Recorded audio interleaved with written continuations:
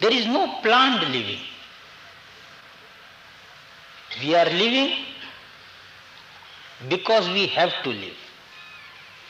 Most of us do not know what is the purpose of living, why we are living. This is where the human effort comes. There is an element of social unconscious which is called by psychologists as the participation mystique.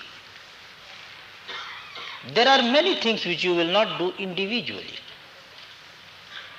But when you are in a group, there is a mystical power of that group. You become part and parcel of that group. You lose your individual thinking. You lose your individual power of discrimination. You just participate in it. That is why they call it participation mystique.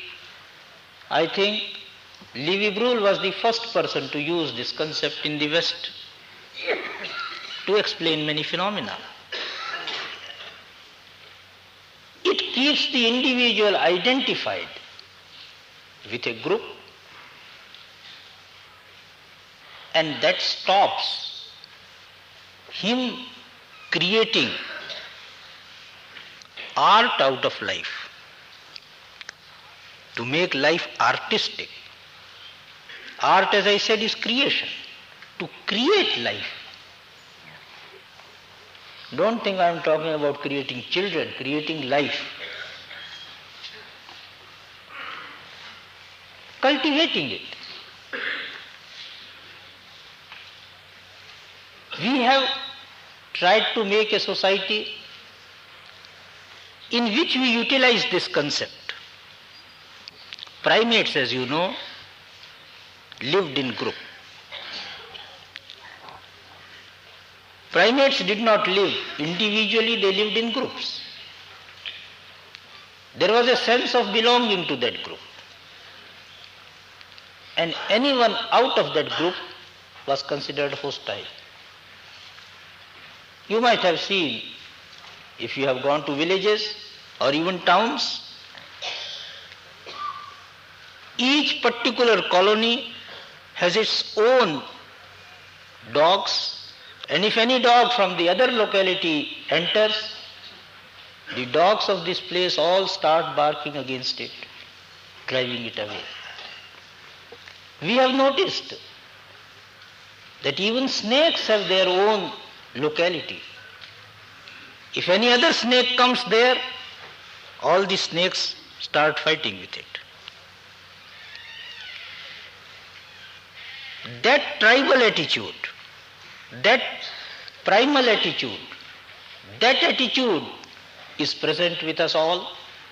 And the moment we associate ourselves with a group without thinking, the unconscious takes the lead, our conscious thinking stops.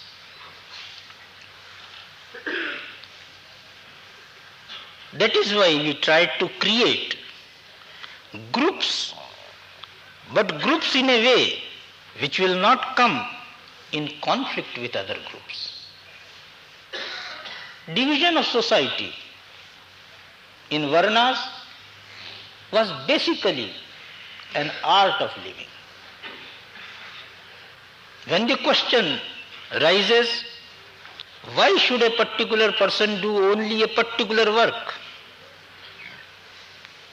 He may be capable of doing many other things. The idea is that the sense of belonging to a group without coming in conflict with other groups. So we utilize this participation mystique, but there was a difference. The difference was that harmony must not be lost as far as the rest of the society is concerned. That was emphasized. Last time we dealt with the topic of Maitreyi, in which the universal self was postulated, was dealt in detail. In the Brihadaranyaka Upanishad, from which we were discussing last time and we will discuss this time, after the Maitreyi's teaching follows what we will take up now, the Madhu Brahmana, because this deals with the concept of Madhu. Madhu means honey. Out of this experience of all pervasive self must come out honey. Our life should become as sweet as honey. Our society should become as sweet as honey. So the Upanishad says, Iyam prithvi sarvesham bhutanam madhu asyai prithivyai sarvani bhutani madhu yaschayam asyam prithivyam tejomayo amritmaya purushah yaschayam adhyatmam sharirah tejomayo amritmaya purushah ayameva saha yo ayam atma idam amritam idam brahma idam sarvam.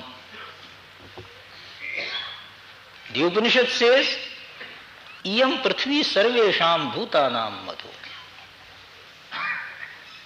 This earth is produced, is a product, not of any individual, but of all beings. Sarvesham bhutanam madhu. Honey is collected by a number of bees from number of flowers,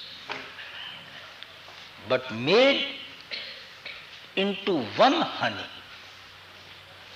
That is why for the product, instead of using any other word, an artistic word madhu is used, honey is used. Iyam prithvi sarvesham bhutanam madhu.